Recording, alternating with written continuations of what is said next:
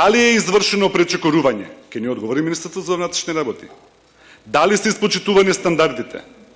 Дали е издадена наредба? Од кого?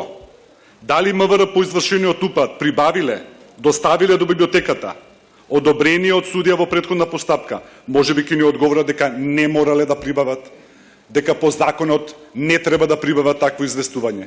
Зошто би се плашиле да изгласате еден ваков заклучок со кој само бараме да го задолжиме градоначалникот да му укажеме на потребата да побара од Министерството за внатрешни работи комплетен извештај и комплетна информација. Затоа ве молам најискрено и најчестно, таа вечер таму во таа библиотека беа и наши и ваши сечи деца.